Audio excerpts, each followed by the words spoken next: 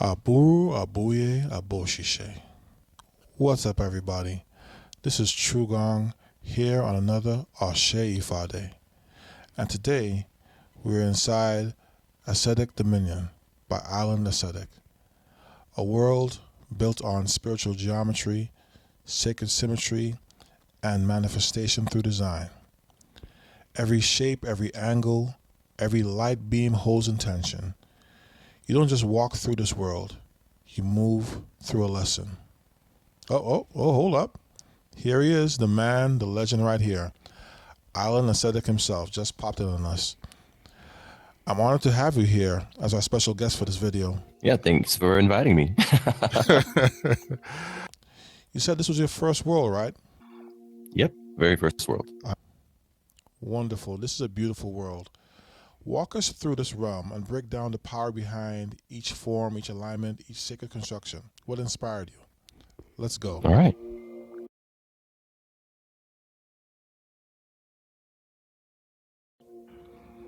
So this right here is the throne room. So this is a space. I think the main thing that people typically see and feel when they come to this space is the trail effects. They're like, oh my goodness, the trail effects are like, what are those? Yes. They don't really kind of see it, but the symbolism behind it is system of 12, whether you're talking about the 12 tribes of Israel or the 12 disciples. You know, for me, this represents 12 people in my life, like each of those different lights. Nice. So I wanted to make sure I had a representation of those people that I love. But yeah, that's what inspired the numerology behind it.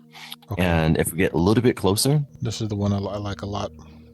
So of course, in the front, we have the Star of David above the throne. And a lot of people sometimes ask my religion when they see that because they assume that I'm Jewish. But when it comes to the idea of the Star of David, it's a part of sacred geometry. I'm a big fan of that. Yeah. So it's, of course, one triangle pointing upward and another pointing downward to pretty much symbolize the intersection of what is above and what is below heaven and earth. So for me, the Star of David represents the Eden state is what it's supposed to be, and how we are at our best. So, you know, I had a guy in here one time who was Catholic. He said, why do you have this instead of a cross? And I'm like, well, cross is indicative of death. But, you know, when you consider like even Christ was supposedly in the Eden state, just like a lot of people before him, you know? So it's not as though it's representative of just one religion, but, you know, so long as we can find the meaning, I'm more about logic, math. Typically, that's what holds the truth. Like, you know, math is pretty much going to be constant wherever you go. Okay. But yeah, that's what inspired this world for the most part. I also have over here. Yep. This is there are. What's that? This is one thing that pulled me in as well. The book. Yeah. You know, my whole thing was being it's my first space.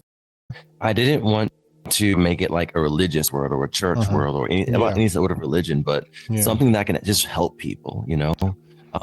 But I decided to put in here chakra books that I made where you can click the books and they open.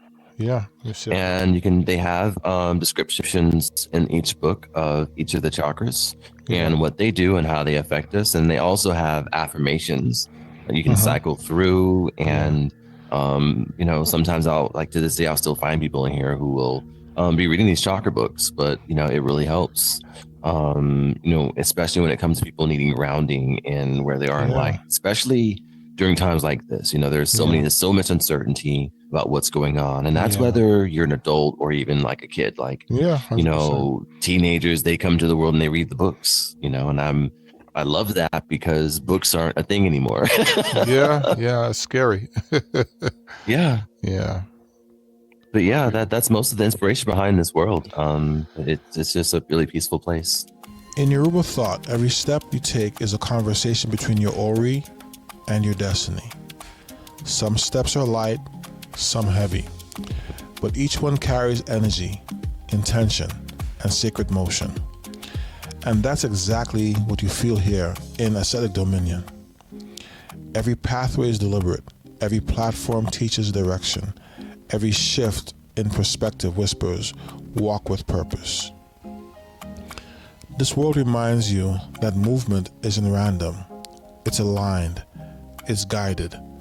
It's charged with Ashe, the sacred force that animates everything. So today, as we explore this space, I speak it over your life. Ashe to your journey today. May every move you make carry meaning. May every decision bring momentum. May every intention be backed by the divine. Ifa is watching, Ifa is guiding, and your Ori is still leading the way. When you see the precision in these shapes, you're really seeing the precision in your own path. Nothing wasted, nothing accidental. Geometry is spirit frozen in place. A reminder that your journey has structure, even when you can't see it yet. Where are you putting your energy today? Speak your intention in the comments. Claim it, align with it, and let your Ori carry it forward. Ashe to your journey today. Ashe to your movement. Ashe to your becoming. And always remember, manifest your destiny. Move mountains. True Gong. And always be true to your highest self.